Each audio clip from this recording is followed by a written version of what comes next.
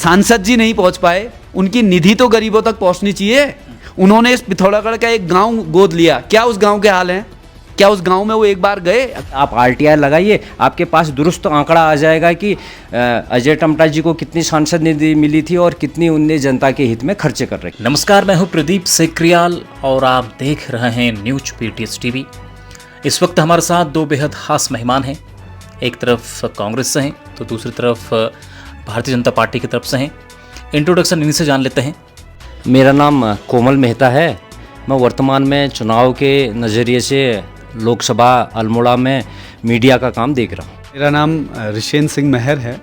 मैं भी भारतीय युवक कांग्रेस का राष्ट्रीय सचिव हूँ और राजस्थान में प्रभारी के तौर पे काम कर रहा हूँ और पिथौरागढ़ में पूर्व में यूथ कांग्रेस का जिलाध्यक्ष मैं यहाँ पे रहा हूँ और अभी कांग्रेस की तरफ से मैं अपनी बात रखने के लिए आप सबके बीच में आया हूँ। तो सर, जैसे अभी हम लोग ग्राउंड में भी थे तो बहुत सारे लोगों के सवाल थे महंगाई को लेकर, बेरोजगारी को लेकर और कहीं ना कहीं अग्निवीर योजना को लेकर के भी, यानी कि इन तमाम मुद्दों को लेकर लोगों में आक्रोश है। आपको क्या लगता है, क्या इस बार के चुनाव में आपके लिए ये मुद्दे कोई असर डालेंगे या नहीं? देखिए, जिस तरीके से जो चुनाव चल रहा है, निश्चित तौर पे जब चुनाव होता है तो कुछ न कुछ मुद्दे राजनीतिक होंगे, सामाजिक होंगे, जन सरोकार के होंगे, जनता से जुड़े होंगे। तो जो आपने 3 मुद्दे कहे, सबसे पहले आपने महंगाई की बात की। महंगाई में अब अगर हम कहें देश के नज़रिए के हिसाब से जिस तरीके से विकास होता है, तमाम चीज़ें बढ़ती हैं, जो सरकारी लोग होते हैं, जो नौकरी पेशा लोग होते हैं और उनका जिस तरीके से उनको वेतन मिलता है उसी हिसाब से प्रतिवर्ष महंगाई दर बढ़ती है।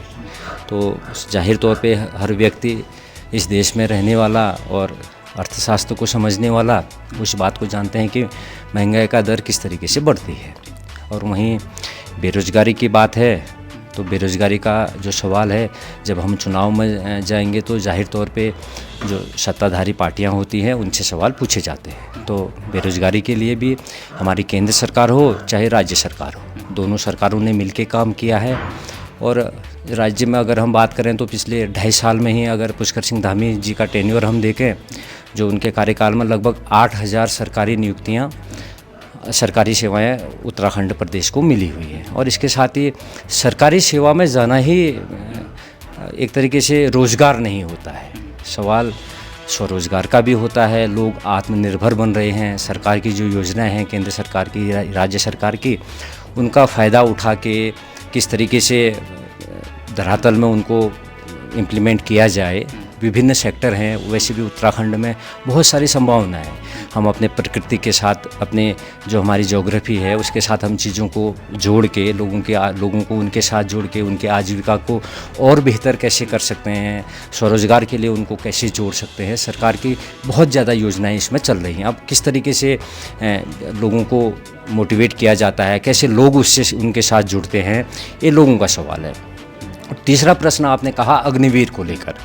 देखिए, अग्निवीर की जो योजना थी भारत में, वो इस नज़रिए से लाई गई थी कि अधिक से अधिक लोग सेना के साथ जुड़ें और सेना किस तरीके से प्रशिक्षण देती है, अगर आदमी सेना में जाएगा तो किस तरीके से तमाम चीज़ों को आज के भारत के दौर से हम दुनिया को किस नज़रिए से देखते हैं, उसके हिसाब से प्रत्येक भारत का जो युवा है उस युवा को सेना का प्रशिक्षण देना, इस तरीके की योजनाएं थी। आज भी जो प्रतिपक्ष के लोग हैं वो कहते हैं कि अग्निवीर योजना से उत्तराखंड को एक तरीके से बहुत बड़ा नुकसान हो गया है। जाहिर तौर पे हम इस बात को कह सकते हैं कि आज जो अग्निवीर योजना है उसमें भी जो पहले भर्ती आती थी वो उसमें आदमी भर्ती होता था और अपनी सेवाएं करता था, लेकिन आज भर्ती ज़्यादा हो गई है, अग्निवीर में ज़्यादा लोग भाग ले रहे हैं और जो सेना में बना रहना चाहते हैं और सेना में जो सेवा देना चाहते हैं वो कंटिन्यू करते हैं। और जो सेना में लंबे समय तक अपनी सेवाएं नहीं दे सकते हैं, बैक करते हैं, विड्रॉल करते हैं, अलग सेक्टर में जाते हैं, तो 75% वो लोग बाहर आ जाते हैं। तो जो बाहर 75% जो युवा बाहर आएगा 5 साल बाद, उसके लिए भी सरकार ने पैरामिलिट्री फोर्स है, तमाम चीज़ें हैं और किस तरीके से, लेकिन उसको एक अनुभव मिला कि सेना किस तरीके से काम करती है। सर, सेम सवाल आपके लिए भी है। बेरोजगारी को लेकर, महंगाई को लेकर और अग्निवीर योजना को लेकर, जैसे सर ने एक्सप्लेन किया, आप इसे किस रूप में देखते हैं? देखिए, कोमलदा हमारे बड़े भाई हैं, हम उनका बहुत मान सम्मान करते हैं, लेकिन 3 चीज़ें आपने यहाँ पे रखी जिसके बारे में उन्होंने बताया और बहुत विस्तार पूर्वक बताया। तो सबसे पहले महंगाई की अगर मैं बात करूँ तो इन्फ्लेशन जो है वो बहुत सही चीज़ है कि भाई इन्फ्लेशन हमेशा बढ़ता है, महंगाई बढ़ती है, लेकिन जिस तरीके से बढ़ रही है ये थोड़ा अजीब तरीका है। आज आप मान के चलिए कि जो हमारे देश के प्रधान सेवक हैं वो एक दौर में 2014 से पहले कहते थे कि भाई डॉलर इस स्पीड से बढ़ रहा है जिसको रोका नहीं जा सकता है, और 60 रुपया लगभग डॉलर की उस समय पे होती थी। आज $83 पहुंच चुका है। और दूसरी बात मैं आपको बताऊं कि $83 पहुंचा है, उसी स्पीड से सोना भी दौड़ रहा है। आज आप देखिए, शादी का माहौल है, शादी का समय चल रहा है, कोई अगर पहाड़ी क्षेत्र का अगर पिता माता अपनी पुत्री के लिए अगर 1 तोला सोना बनाने के लिए अगर कोई जा रहे हैं सोनार के पास, तो 83,000 रुपये का सोना वहाँ पे 1 तोला मिल रहा है। तो ये महंगाई आम नागरिक के साथ साथ गरीबों को भी अब जो है परेशान कर रही है। दूसरा बात अगर हम करें तेल की, तो 2014 से पहले अगर सरसों के तेल की हम बात करें, पेट्रोल की बात करें, हम डीजल की बात करें, तो जो उसका मूल्य था आज उससे 2-3 गुना बढ़ चुका है। और उस समय पे एक लीडर हुआ करती थी स्मृति ईरानी जी, जो आज मंत्री भी हैं, तो उनको हम देखते थे कि वो जो है प्याज की माला, आलू की माला और सिलेंडर बिल्कुल लेके जो है देश की राजधानी पे बैठती थी और कहती थी कि भाई महंगाई डायन, महंगाई डायन। जो महंगाई 450 रुपये का सिलेंडर 2014 में था, 50 पैसा अगर बढ़ता था तो सिलेंडर लेके आप सड़कों पे बैठते थे और कहते थे कि महंगाई डायन है। आज 1100-1200 रुपये सिलेंडर पहुंच रहा है, वही महंगाई डायन आज क्या डार्लिंग हो गई?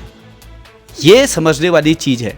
आज आप दाल का मूल्य देखिए, आज आप अगर कोई बच्चा अगर स्कूल जा रहा है, फीस उसकी कितनी महंगी हो गई है, कॉपी किताब कितने महंगे हो गए, और 10 साल में आखिर क्या ऐसा चमत्कार हुआ कि भाई इतनी महंगाई बढ़ गई?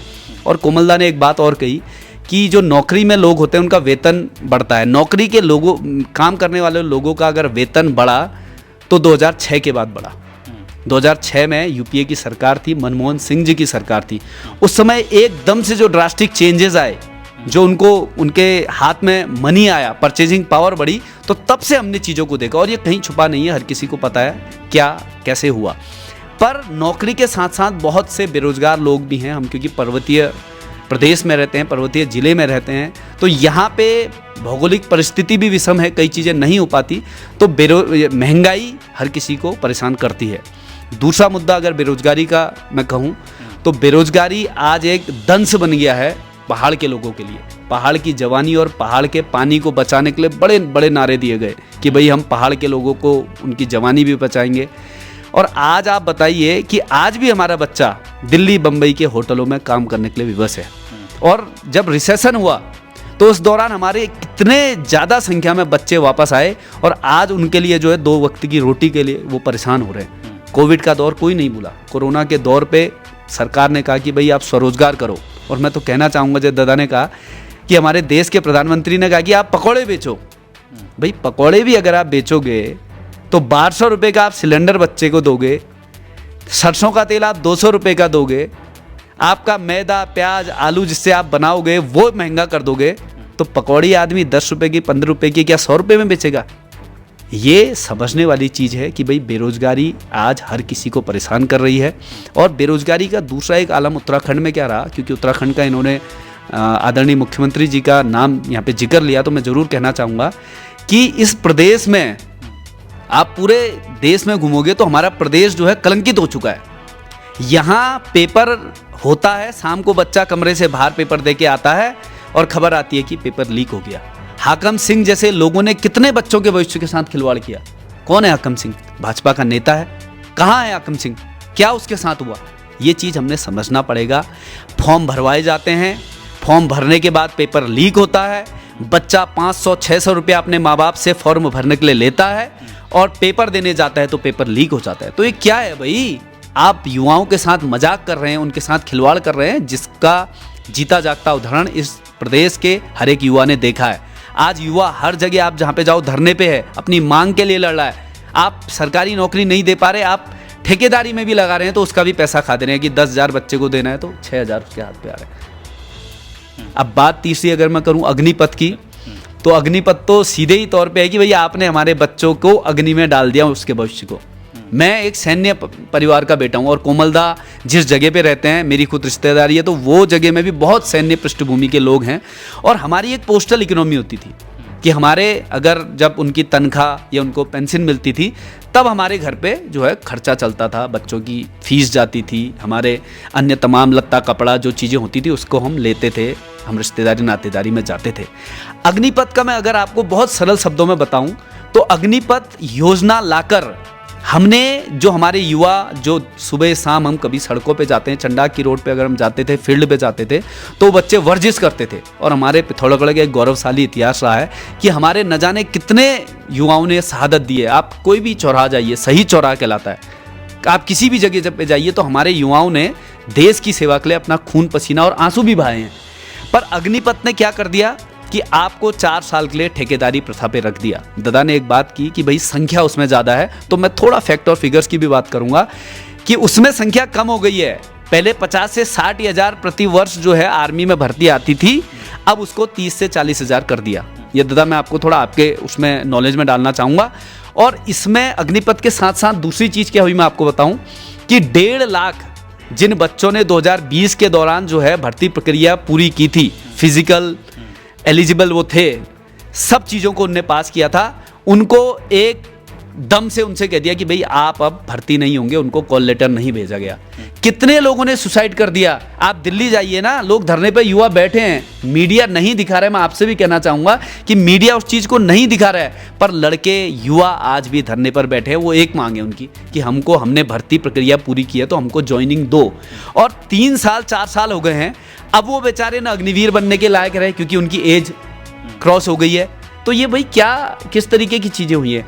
अग्निपथ का अगर दूसरा एक मैं काला अगर रूप आपको बताऊं तो अग्निपथ में जो बच्चा शहीद होता है, पंजाब का अमृतपाल 19 साल का था, वो शहीद हुआ तो उसके घर में छोड़ने के लिए आर्मी की गाड़ी तक नहीं आई, एक प्राइवेट एम्बुलेंस में 2 लोग भेजे गए, उसके लिए कोई शहादत वाला जो है सल्यूट नहीं दिया गया, सलामी नहीं दी गई।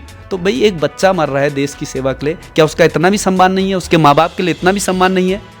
गवटे लक्ष्मण महाराष्ट्र का एक बच्चा है जो 20 साल में जो शहीद हुआ अक्टूबर में 2023 में, उसको आप शहीद नहीं मान रहे? तो ये चीज़ें समझने वाली हैं कि भाई अग्निपथ से हमारे पिथौरागढ़ की इकोनॉमी को भी एक बहुत बड़ा झटका यहाँ पे लगेगा।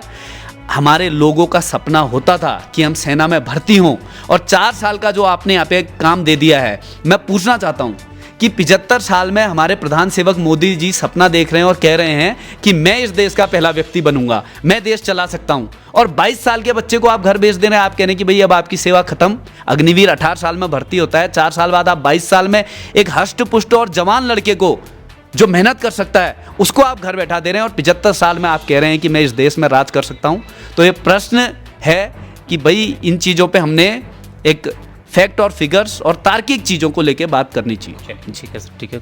तो सर अभी आपने इनके जितने भी आरोप सुने होंगे, तो क्या लग रहा है आपको कि ये जो आक्रोश है, तो जितने आरोप इनके तरफ से जो है लगा के क्या कहेंगे इनकी जो? देखिए आक्रोश की जहाँ तक बात है, तो जो हमारे प्रतिपक्ष में है मेरे अनुज, तो जाहिर तौर पे वो अपनी बातों को प्रमुखता के साथ रखेंगे, क्योंकि उनका राजनीतिक धर्म है अपनी बातों को रखना और अपने नज़रिए से उन चीज़ों को परिभाषित करना और उन बातों को लोगों के बीच में ले जाना। तो आपके चैनल के माध्यम से हम भी भारतीय जनता पार्टी की बात कर रहे हैं, आप भी अपने दल की बात करेंगे। जाहिर तौर पे किसी भी लोकतांत्रिक व्यवस्था में चीज़ें इस तरीके से होती हैं। मैं आपसे कहना चाहता हूं कि जिस तरीके से तमाम चीज़ें, महंगाई, बेरोज़गारी की चीज़ें बात की, आपने बोला कि राज्य में इस तरीके से पेपर लीक होते थे, तो हम ये अपने भाई के माध्यम से, आपके चैनल के माध्यम से हम सभी पक्ष विपक्ष सभी लोगों को ये चीज़ कहना चाहते हैं, आवाम को ये चीज़ कहना चाहते हैं कि कब तक ये व्यवस्था थी, जब तक इस प्रदेश में माननीय मुख्यमंत्री जी, जब एक प्रकरण पहली बार आया कि इस तरीके से पूरे प्रदेश में सालों से दशकों से एक तरीके से लोगों ने धंधा बना रखा है कि पेपर किस तरीके से अंदर खाने उन लोगों की सेटिंग हो जाती है, जो नकल माफिया है वो किस गठजोड़ में, किन लोगों के साथ गठजोड़ में, अगर उसको बेपर्दा करने का किसी ने काम किया तो इस प्रदेश की सरकार ने किया, आदरणीय मुख्यमंत्री जी ने वो काम किया कि उन चीज़ों को ला के जनता के बीच में आज जो नकल कानून बनाया, आज पूरे देश में ये बात हो रही है। भारतीय जनता पार्टी के घोषणा पत्र में भी ये चीज़ आई है कि नकल विरोधी जो कानून है उसको सख्त पूरे देश में कैसे इम्प्लीमेंटेशन किया जाएगा।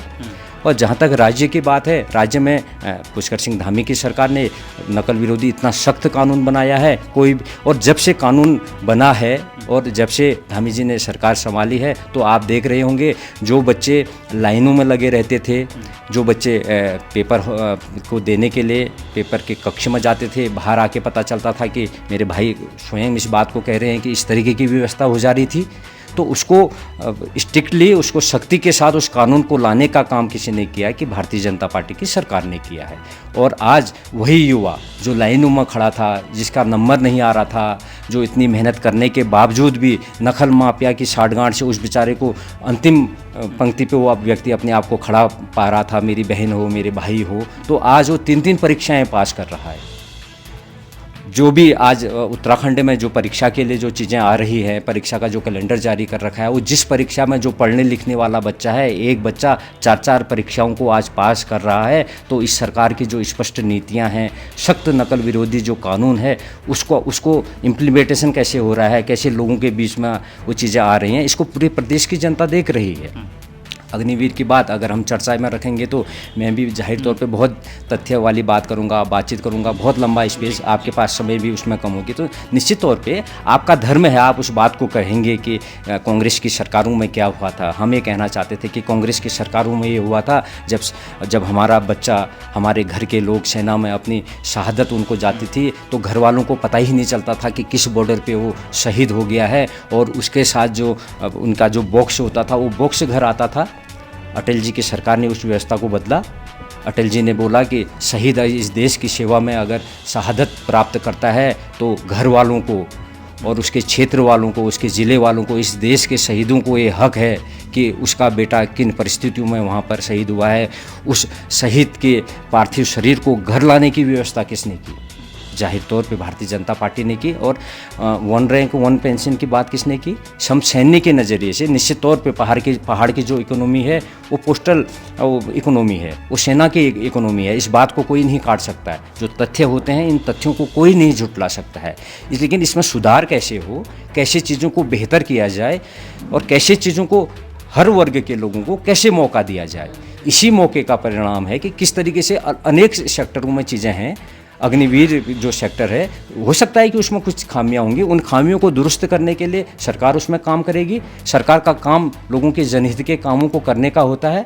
तो निश्चित तौर पे हम ये आपके चैनल के माध्यम से, आपके पोर्टल के माध्यम से, हम इस ज़िले की, हम इस संसदीय क्षेत्र की, जो इस क्षेत्र में निवास करते हैं, आगामी 19 तारीख को जब वो वोट कास्ट करने के लिए जाएंगे, लगभग 13,89,000 के हमारे मतदाता हैं। हम उन मतदाताओं को ये भरोसा दिलाना चाहते हैं कि मोदी सरकार जो काम कर रही है, भारतीय जनता पार्टी की सरकार जो काम कर रही है, यहाँ के सांसद ने जो काम कर रखा है, निश्चित तौर पे उस काम के बल पर, उस काम के दम पर हम लोगों के बीच में जाएंगे और जहाँ तक जो मुद्दे हैं हम उन मुद्दों का जवाब देंगे। हमारी पार्टी उन मुद्दों का जवाब दे रही है और जनता को इसमें निर्णय लेना है कि किस तरीके से, किसके पक्ष में उनको खड़ा होना है, किस तरीके से उनको वोट देना है। और जाहिर तौर पे हम विकास की बात करते हैं, हम सभी लोगों को साथ लेने की बात करते हैं। निश्चित तौर पे हम चीज़ों को इस तरीके से आगे के लिए देख रहे हैं। जब हम लोग अभी क्षेत्रवासियों के बीच थे तो बहुत जो है लोगों से बातचीत हुई, एक सवाल उनका जो है सामने उभर कर आ रहा था। तो उनका ये कहना था कि हमें केंद्र में तो मोदी सरकार चाहिए, लेकिन हम यहाँ से सांसद को चेंज करना चाहते हैं। बहुत लोगों में एक नाराज़गी है और उनकी शिकायत ये रहती है कि वो क्षेत्र में आते नहीं हैं। देखिए, सांसद हम आपको पता है कि जिस संसदीय क्षेत्र में हम लोग बैठे हुए हैं, जहाँ के अल्मोड़ा पिथौरागढ़ संसदीय क्षेत्र है, 4 जिले इसमें आते हैं, अल्मोड़ा, पिथौरागढ़, चंपावत और बागेश्वर। जाहिर तौर पे 2256 बूथ हैं इस पूरे संसदीय क्षेत्र में। 2256 बूथ का हम ये कह सकते हैं कि लगभग इतने गाँवों में सांसद जी अगर एक सिरे से शुरू करें इन गाँवों में पहुँचना, तो मेरे को लगता है कि लगभग उनको इतने ही दिन चाहिए, 2200 दिन चाहिए। अब इसमें संसद का भी सत्र होता है, अनेक कमेटियों में उनका प्रतिनिधित्व रहता है, उन कमेटियों में भी उनको बात करनी पड़ती है। और ये बहुत अच्छी बात है जब अवाम ये सवाल करती है कि उसका जनप्रतिनिधि उस तक आए, उनके दुख दर्द को सुने, उनकी बात को सुने। तो इससे ही हमको ये स्पष्ट एहसास होता है कि अपने प्रतिनिधि के काम के प्रति वो किस तरीके से काम कर रहे हैं, उनके साथ हमको सवाल जवाब करने हैं। तो जाहिर तौर पे उसी से पूछा जाता है जो काम करने वाला होता है। आज अजय टम्टा जी के जो आप कह रहे हैं कि उनके प्रति उदासीनता है, मैं हमको कहीं नज़र नहीं आती है उदासीनता। लोग अगर अजय टम्टा जी को पूछ रहे हैं तो जाहिर तौर पे आप ये मानिए कि उनसे उम्मीद करते हैं कि अजय टम्टा उनके बीच में आए और उनके दुख दर्द को दूर करे। तो जो बेरोजगारी की बात कही, तो नकल विरोधी कानून की भी बात कही और धामी सरकार की भी बात की। देखो 5 साल पहले और अभी लगभग 5 साल और का इनको कार्यकाल मिल गया है कि भाई भाजपा की सरकार को एक जो है जनादेश उत्तराखंड की जनता ने दे दिया, और नकल विरोधी कानून अगर बन गया तो हाकम सिंह जैसे लोग क्यों छूट रहे हैं, ये एक प्रश्न सबसे ज़्यादा जरूरी है। दूसरी बात, रोजगार की बात अगर की तो 2 करोड़ प्रतिवर्ष रोजगार देने की बात 2014 में कही गई थी इस देश के प्रधान सेवक जी द्वारा, और आज अगर 2014 से लेकर 2024 के एंड पे हम आते हैं तो 10 साल में अगर हम 2 करोड़ को मल्टीप्लाई कर रहे हैं तो 20 CR नौकरियां यहाँ पे मिलनी चाहिए। और 145 करोड़ लोगों की जनसंख्या इस देश में है, तो क्या कितने लोगों को रोजगार मिला है, कितने युवाओं तक रोजगार मिला है, ये भी एक प्रश्न आपके सामने उठना चाहिए। दूसरी बात, अटल जी की बात की। अटल जी का मैं भी बहुत सम्मान करता हूँ क्योंकि हमारे देश के प्रधानमंत्री रहे हैं, लेकिन जब अटल जी की बात हुई गई है तो मैं ये ज़रूर उसमें जोड़ूंगा कि अटल जी ही वो व्यक्ति थे जिन्होंने इस देश के जो कर्मचारी थे उनसे उनकी पेंशन का हक छीनने का काम किया। ओल्ड पेंशन स्कीम की लड़ाई आज हर प्रदेश में जो है कर्मचारी लड़ रहा है, वो केंद्रीय कर्मचारी हो, राज्य कर्मचारी हो। आपने उससे हक छीन लिया। एक व्यक्ति अपनी पूरी जवानी जो है राज्य कर्मी हो, केंद्र कर्मी हो, वो सरकार के लिए देता है, लोगों के लिए, आवाम के लिए देता है, और जब वो रिटायर होता है तो हमारी सरकार की जिम्मेदारी बनती है कि हम उसके बुढ़ापे तक के सहारा के लिए उसको कुछ पेंशन दें। और ये योजना चली आ रही थी और बहुत अच्छी थी, लोगों को उससे फ़ायदा भी था, पर उन्होंने आते ही ओल्ड पेंशन स्कीम को हटा दिया गया। ये आज भी प्रश्न हर व्यक्ति, हर कर्मचारी उनसे पूछता है। आप देखते रहते हैं, धरने प्रदर्शन चलते रहते हैं। तीसरा कि अजय टम्टा जी की बात आई, भाई अजय टम्टा जी भारतीय जनता पार्टी के उम्मीदवार हैं और कोमलदा की जिम्मेदारी भी बनती है, दायित्व भी बनता है, और इन्हें धर्म का तो धर्म और कर्म भी बनता है कि अपने कैंडिडेट के लिए बोलें। तो जब ये कह रहे हैं कि भाई 2200 इतने हमारे बूथ हैं, इंटू अगर आप उसमें तोक करेंगे क्योंकि बहुत बड़े बड़े बूथ हैं, तो उन बूथों को अगर हम लगाएं तो मैं भी मानता हूं कि कोई भी कैंडिडेट कोई भी हो, इतनी हमारी 14 विधानसभाएं हैं, असेंबलीज हैं, तो उतनी जगह पे नहीं पहुंच सकता।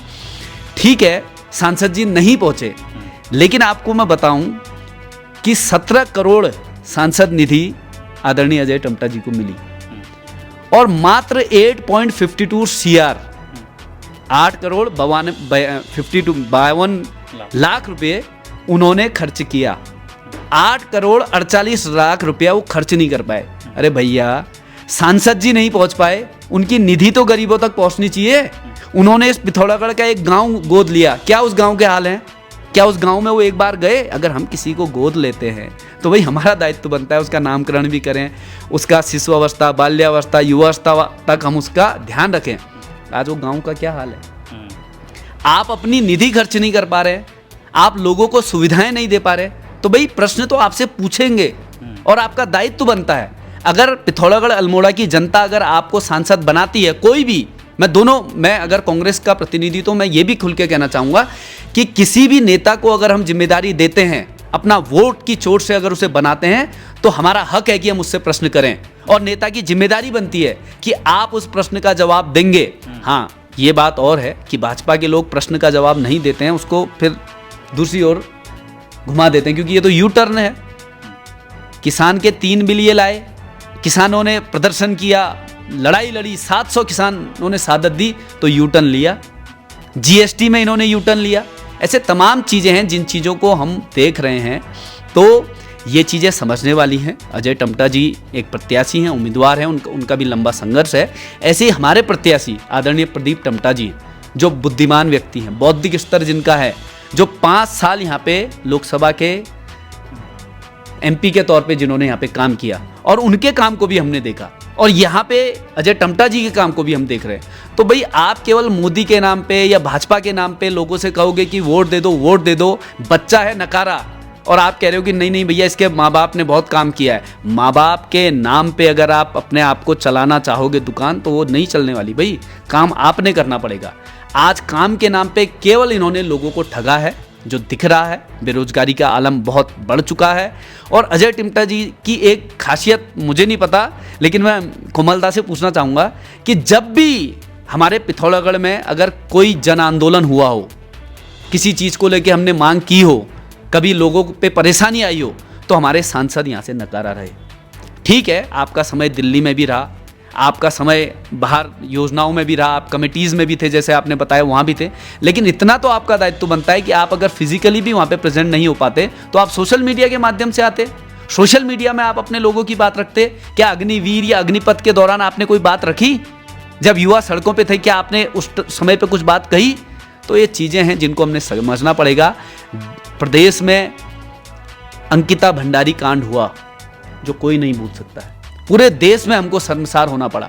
अंकिता भंडारी कांड हुआ, हम चाहते थे, पिथौरागढ़ के लोग चाहते थे कि हमारा सांसद वहाँ पे अपनी बात रखे, अपने व्यूज़ रखे, अपने इनपुट्स रखे, लेकिन क्या सांसद जी ने कोई बात रखी? ठीक है, आप भाई आप पॉजिटिव नेगेटिव रखो, लेकिन रखो। आपको हमने नेता चुना है तो हम चाहते हैं कि हमारा जो प्रतिनिधि है वो हमारे क्षेत्र की भावनाओं को समझे और उन चीज़ों को भी वहाँ पे रखे। तो जहाँ तक अगर मैं सिलसिलेवार अगर जवाब दूँ, आपने वन रैंक वन पेंशन तो नहीं, आपने एक सवाल उठाया, OPS वाला सवाल उठाया था।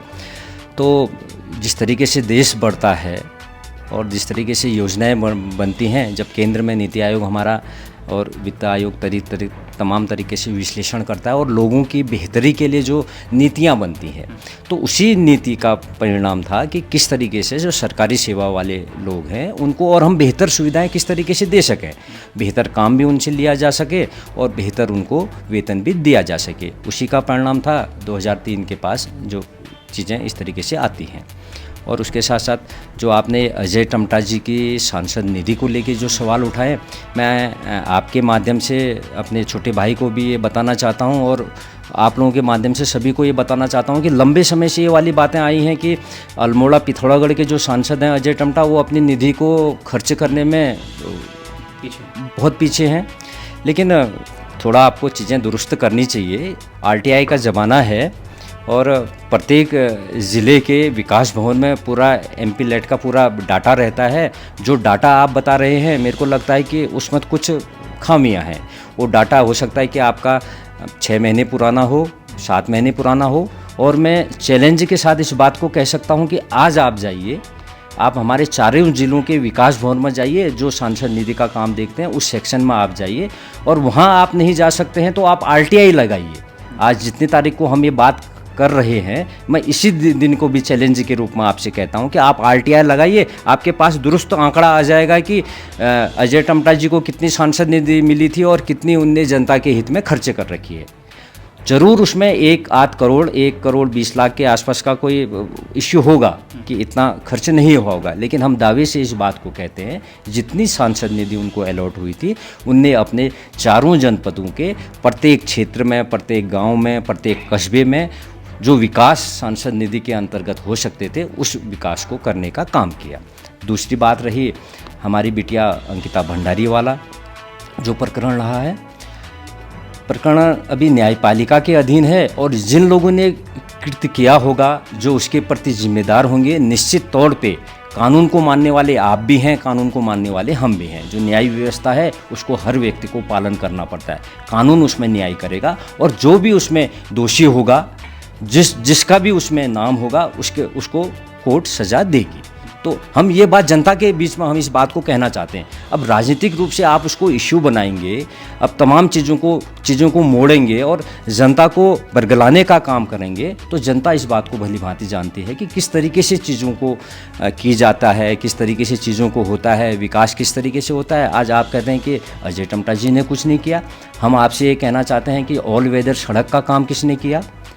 आज गुंजी तक हम धार्मिक पर्यटन को ले जाने के लिए बाई एयर की बात कर रहे हैं, तो वो काम किसने किया।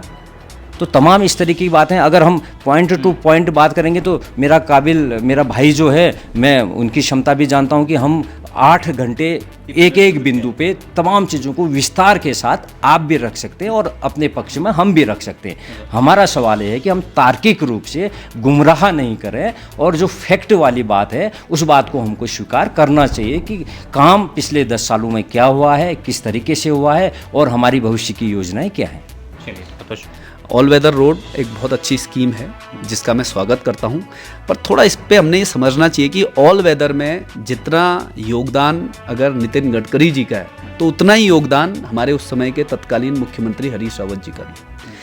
अब हम पुरानी चीज़ों में जाएंगे भाई, जैसे ददाने का RTI या आप गूगल, आजकल RTI तो सेकेंडरी चीज़ है, आप गूगल में आप विकीपीडिया में सर्च करो सब मिल जाएगा कि भाई क्या है कैसा है।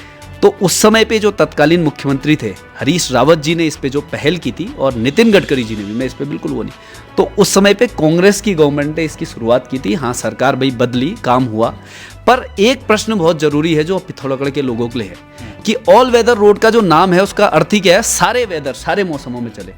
पर वो रोड जो है वो बारिश आते ही वो रोड बंद होने लगती है, बारिश उसमें आ जाती है तो भाई आपके ऊपर से बोल्डर आ जाते हैं, रोड जाम हो जाती है। अभी भी मैं परसों आया तो 3 या 4 जगह जो है रोड जाम रही, 2 से 3 घंटे जाम में फंसना पड़ा। और ये मैं नहीं, पिथौरागढ़ के हर नागरिक जानता है, अगर वो कभी सफ़र करता है तो उसको ये पता है कि भाई ऑल वेदर बनी है तो ऑल वेदर में ये चीज़ हो रही है। दूसरी बात मैं अगर करूँ हवाई सेवा की कि भाई आप गुंजी तक पहुँच रहे हैं, आप यहाँ कर रहे हैं, तो मैं थोड़ा आपको आज से 4 महीने पहले की तरफ ले जाऊँगा कि इस क्षेत्र के जो विधायक हैं आदरणीय मयूख सिंह महर जी, उन्होंने इस प्रदेश के जो मुखिया हैं आदरणीय पुष्कर धामी जी, वो भी इसी क्षेत्र का, उनका गृह जनपद यही है, तो उनसे उनने बात भी की, उनको लेटर भी लिखा कि भाई आप जो है पिथौरागढ़ के लोगों को बार बार भाजपा द्वारा ठगा गया और तारीख पे तारीख दी गई। पिछले 3-4 सालों तक भाई तारीख मिली कि कल चलेगा, दिवाली का तोहफा मिलेगा, नए साल में तोहफा मिलेगा, होली में जो है तोहफा मिलेगा, लेकिन नहीं मिला।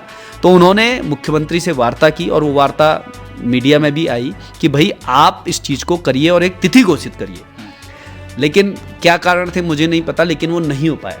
उसके बाद एक धरना किया गया, जिस धरने को हमने राम जी की जो है भूमि में, रामलीला मैदान में उस धरने को चलाया और बहुत दिनों तक वो धरना चला। और मैं पिथौरागढ़ के आवाम को धन्यवाद देना चाहूँगा कि हर व्यक्ति ने, भाजपा के भी लोग, RSS के भी लोग उस धरने पे आए और उन्होंने कहा कि आप जायज़ मांगों के लिए लड़ रहे हैं तो हम पिथौरागढ़ की भविष्य के लिए आपके साथ हैं।